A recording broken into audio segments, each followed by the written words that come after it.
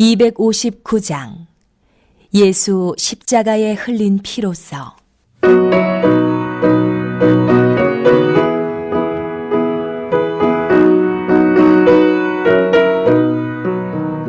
예수 십자가에 흘린 피로서 그대를 씻기어 있는가. 더러운 죄 이게 하는 능력을 그대는 참 의지하는가. 예수의 보혈로 그대는 씻기어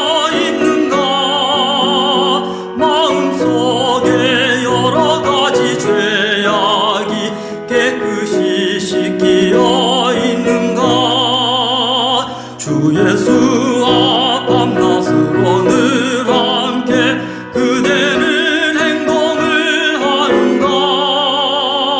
아무 때나 어디서나 그대는 십자가 붙들고 있는가. 예수의 보혈로 그대는 씻기어 있는가. 마음속에 여러 가지 죄악이 깨끗이 씻기어 있는가.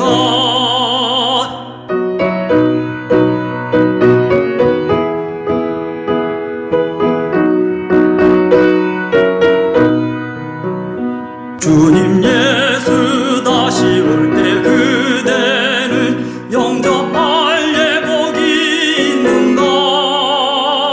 그대 몸은 거룩한 곳 천국에 들어갈 준비가 됐는가. 예수의 보혈로 그대는 씻기어 있는가. 마음속에 여러 가지 죄악이 깨끗이 씻기어 있는가. 모든 죄에 더러워진 예복을 주 앞에 지금 다 벗어서 샘물같이 솟아나는 보혈로 눈보다 더 이게 씻으라.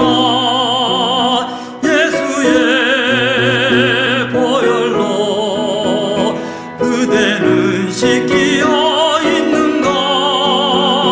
마음속에 여러 가지 죄악이 깨끗이 씻기어 있는가.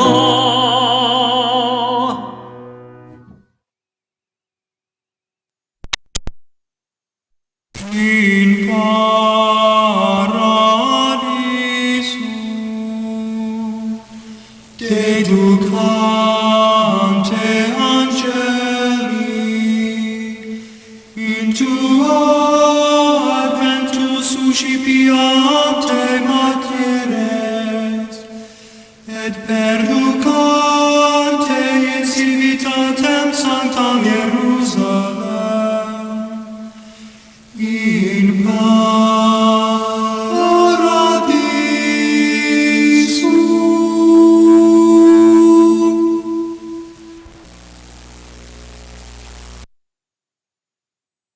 이 자신을 의인으로 여김으로 그 세 사람이 말을 그치니 람 종족 부스 사람 바라겔의 아들 엘리후가 화를 내니 그가 욥에게 화를 내면 욥이 하나님보다 자기가 의롭다 하며 또 세 친구에게 화를 내면 그들이 능히 대답하지 못하면서도 욥을 정죄함이라. 엘리후는 그들의 나이가 자기보다 여러 해 위임으로 욥에게 말하기를 참고 있다가 세 사람의 입에 대답이 없음을 보고 화를 내니라. 부스 사람 바라겔의 아들 엘리후가 대답하여 이르되 나는 연소하고 당신들은 연로함으로 뒷전에서 나의 의견을 감히 내놓지 못하였노라.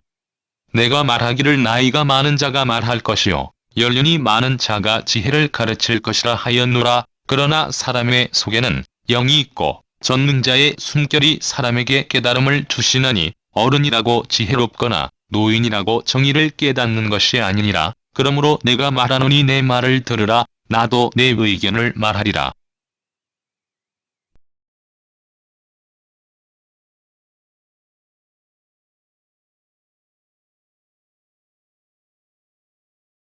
오늘은 하나님의 섭리를 다 알 수는 없다 라고 하는 제목으로 함께 은혜를 나누고자 합니다. 엘리후는 욥과 친구들 간의 논쟁에 등장하지 않는 제3의 인물입니다. 또 엘리후는 이전에 한 번도 언급된 일이 없습니다. 말하자면 엘리후의 등장은 매우 갑작스러운 것이었습니다. 엘리후가 어떻게 욥과 친구들의 논쟁의 자리에 있다가 논쟁에 끼어들게 되었는지 성경은 지목하고 있습니다. 다만 성경은 엘리후가 욥과 혈연적으로 연결되어 있을 가능성만을 암시하고 있습니다. 한편 엘리후의 변론은 이전 욥의 친구들의 변론과 비교할 때 확연하게 다른 점은 발견하기 어렵습니다. 즉 엘리후 역시 현세적인 인과응보의 논리에 근거하여 욥의 고난의 문제를 두고 있는 것입니다. 다만 욥의 친구들은 고난을 당하는 욥이 근본 악인으로서 그간 마치 의인처럼 위선적으로 행하다가 하나님의 징벌을 받은 것이라는 전제에 변론을 진행한 반면 엘리후는 욥이 근본적인 악인이라고 주장하기보다는 인간은 누구나 절대 의롭지 못하므로 욥도 그 자신이 알고 있는지 여부는 알 수 없지만 어떤 알려지지 않은 악으로 인하여 하나님의 징계를 받아 고난을 당하는 것일 수도 있다는 보다 유연한 입장에서 변론을 진행하고 있습니다. 다시 말해서 욥의 친구들이나 엘리후 모두 욥이 자신의 죄로 인하여 고난을 당하고 있다고 보는 점에서는 같으나 욥의 친구들은 욥을 하나님의 뜻에서 멀리 떠난 위선적인 악인으로 취급한 반면 엘리후는 일단 욥을 하나님을 섬기는 자의 범주에 포함시키되 그가 어떤 악을 행하여 하나님의 징계를 받고 있다고 여기는 것입니다. 바로 이러한 이유로 엘리후는 욥의 친구들에 비하여 욥이 자기 악을 회개하고 돌이킬 경우에 하나님께서 그를 회복시킬 것이라는 점을 매우 강조하는 경향을 보이고 있는 것입니다. 그리고 욥의 친구들의 변론이 주로 욥의 악함에 집중하려는 데 초점이 맞추어져 있는 데 반하여 엘리후의 변론은 욥을 징계하심으로 고난을 주신 하나님의 절대 주권과 절대 공의를 변호하려는 데 그 초점이 맞추어져 있다는 점도 욥의 친구들의 변론과 엘리후의 변론의 주요 차이점인 것입니다. 엘리후의 말을 살펴보면 그가 갑자기 출연하게 된 이유는 엘리후는 욥과 세 친구들이 처음 논쟁할 때부터 그 자리에 있었으나 욥의 친구들에 비하여 그는 연소하였습니다. 그리하여 그는 일단 논쟁에 개입하지 않았습니다. 왜냐하면 그는 연로한 사람에게 지혜가 있다는 당시 전통을 존중하였기 때문입니다. 요즘에는 개인의 자유와 사생활을 강조하다 보니까 공공의 이익을 위한 질서가 무너지는 경향이 있습니다. 그러나 이것은 하나님의 뜻에 비춰볼 때 매우 잘못된 것이라고 관여할 수 없습니다. 하나님은 무질서의 하나님이 아니라 질서의 하나님이십니다. 그러므로 사회적 질서도 또한 중요합니다. 사회가 무질서하게 되면 그 사회는 희망이 없습니다. 혼돈에 빠지게 됩니다. 사회 질서도 하나님이 만드신 것입니다. 인간들이 사회를 구성하고 살면서 질서를 세워나간 것 같지만 사실은 하나님이 세상을 지으실 때 이미 질서를 세우신 것입니다. 그러므로 우리 성도들도 하나님의 백성들로서 하나님이 세우신 질서를 잘 지켜나가는 주체들이 되어야 하는 것입니다. 엘리후는 이렇게 연로한 사람을 존중하고 그들의 지혜의 말을 들어야 한다는 사회적 질서와 전통을 존중했던 것입니다.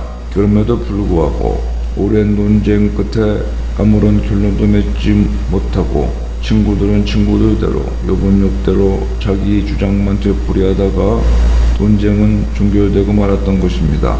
이제 더 이상 논쟁이 이어질 여지는 없었습니다. 서로 할 말을 다 한 것입니다.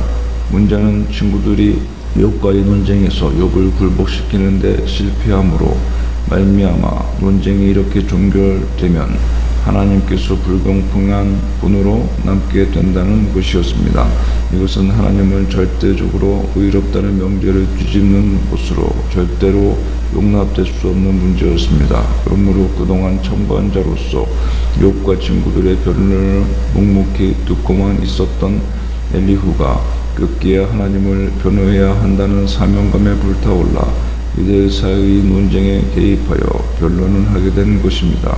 먼저 그는 욥의 친구들이 욥과의 논쟁에서 실패하는 것을 보고 지혜란 반드시 연로한 사람에게만 있는 것이 아니라 나이와 관계없이 하나님의 영감을 받은 사람은 누구나 지혜를 말할 수 있다는 입장을 가지고 변론을 시작하였습니다.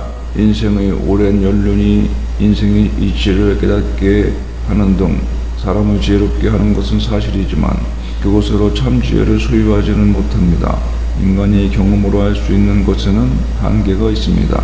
인간의 경험으로는 하늘의 비밀을 알 수 없습니다. 그것은 오로지 하나님의 성령의 가르침으로만 알 수 있는 것입니다. 그러한 점에서 보면 진정 지혜로운 사람은 성령이 내주하는 사람입니다. 아무리 어린 사람이라도 성령이 함께 하시면 오랜 연륜을 가진 사람이 가지지 못한 참 지혜를 소유할 수 있는 것입니다. 성도 여러분, 엘리후는 참으로 신중한 사람입니다. 우리 성도들에게도 이러한 지혜가 있어야 할 것입니다. 신중하게 처신하는 사람이 세상에서도 지혜로운 사람으로 인정받게 됩니다. 특히 성도는 말을 할 때와 침묵할 때를 잘 알아서 처신해야 합니다. 진정 말할 때 말할 수 있고 침묵할 때 침묵하는 사람이 신중하고 지혜로운 사람일 것입니다. 엘리후의 변론은 확실히 도식적인 인과응보만을 강조하며 감정적으로 치우쳐가는 욥의 친구들의 변론에 비하여 훨씬 논리적이고 발전적인 면이 있었습니다.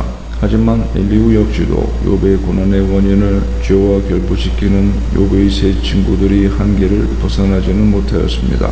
그는 비록 욥의 고난이 악인에 대한 형벌의 차원에서만 머무는 것이 아니라 욥을 구원하기 위한 것일 수도 있다는 점을 부각시키며 욥의 친구들과 같이 극단적인 현세적 인과응보 논리에서 약간 벗어나기는 하였지만 욥의 고난의 원인이 보다 원대한 하나님의 섭리에 있다는 것을 알지 못하였습니다.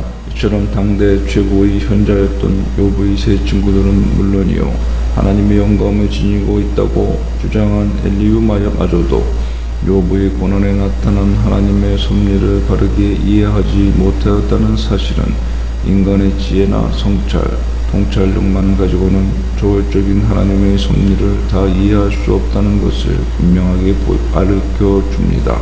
그러므로 우리는 하나님 앞에서나 사람 앞에서 하나님의 섭리를 다 할 수 있는 것처럼 교만하게 행하거나 나타난 현상만을 가지고 모든 것을 함부로 판단하고 단정하는 잘못을 범하지 말아야 할 것입니다.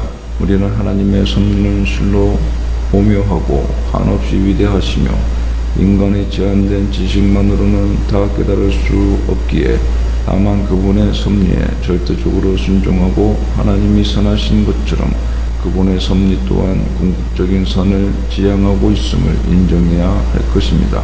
바로 이러한 태도만이 우리를 하나님 앞에서 바른 신앙의 사람으로 서게 할 것입니다.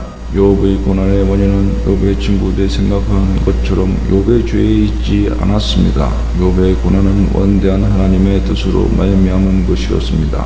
욥의 친구들은 하나님의 섭리를 오직 인과응보적인 사고로만 이해하여 고난은 무조건 죄의 결과로 이해하였지만 하나님의 섭리는 그렇게 단순하지 않습니다.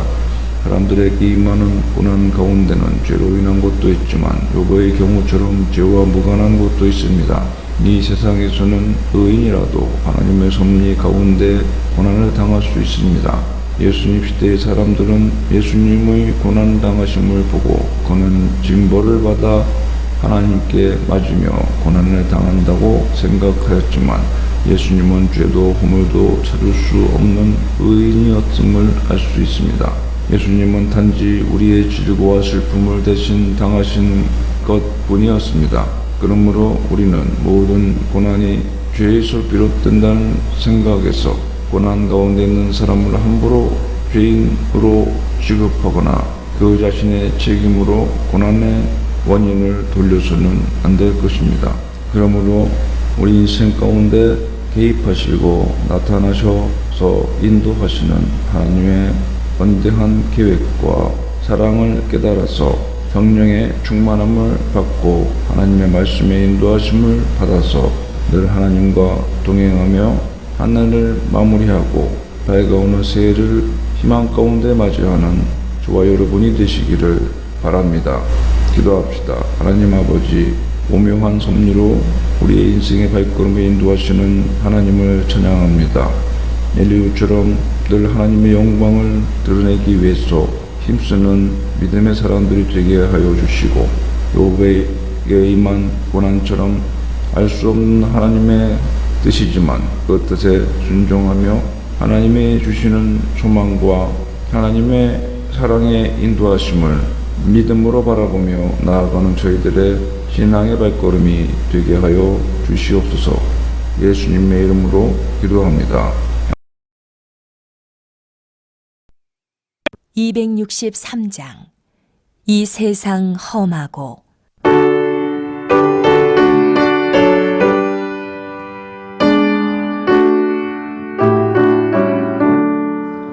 이 세상 험하고 나 비록 약하나 늘 기도 힘쓰면 큰 권능 얻겠네. 주의 은혜로 대속 많아서 비와 같이 맑은 줄 눈같이 이겠네. 주님의 권능은 한없이 구원이 돌 같은 내 마음 곧 녹여주소서. 주의 은혜로 대속 많아서 비와 같이 맑은 줄 눈같이 이겠네.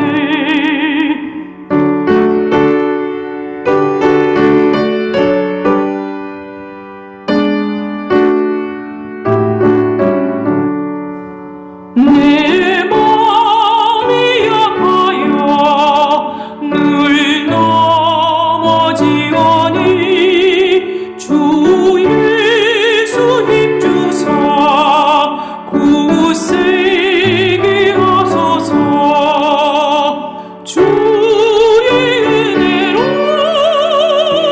대속 받아서 비와 같이 맑은 줄 눈같이 이겠네. 죄 사함 받은 후 새 사람 되어서 주 앞에 서는 날 늘 찬송하겠네. 주